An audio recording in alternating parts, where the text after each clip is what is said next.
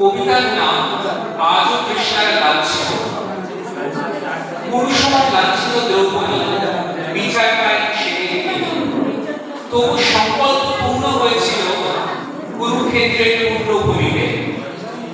দুষ্ট দুঃশাসনের ছাতির ঘিরে বেঁধেছে আপন প্রেমী। সময় বদলেছে, বদলেছে সমাজ, বদলায়নি তাদের নিয়তি। আজ কামাশিত বৃষ্টি হ্রাস করে তাদের পার্থিব অস্তিত্ব।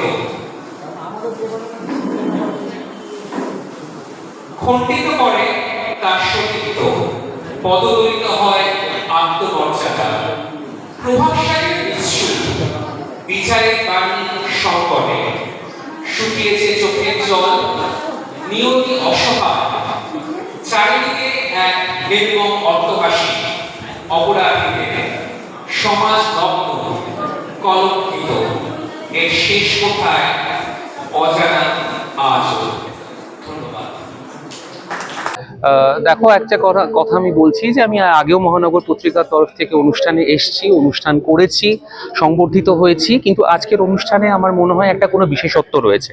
তবে সত্যি কথা বলতে কি যে আগে যেমনি মনে হতো, যা সাম্প্রতিক যা পরিস্থিতি, তাতে একটাই কথা মনে হয় যে মানে এমনও দিনে তারে বলা যায় এমনও কত কত বরিশায়। তো সেই রোম্যান্টিক ফিলিংটার কোনো কিছু নেই। মানে আমরা অনুষ্ঠান করছি, অনুষ্ঠানে আসছি, যারা নতুন প্রতিভা আসছে তাদেরকে আমরা সুযোগ করে দিচ্ছি যে অনন্য প্রয়াসটা মহানগর পত্রিকা শুরু থেকে নিয়ে আসছে, এবং আগামী দিনেও সেরকম প্রয়াস চলবে বলে আশা করছি।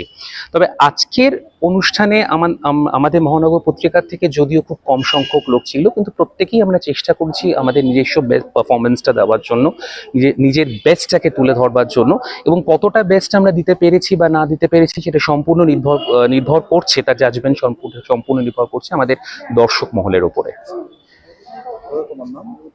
আমি কুণাল রায়, আমি দক্ষিণ কলকাতা নিবাসী।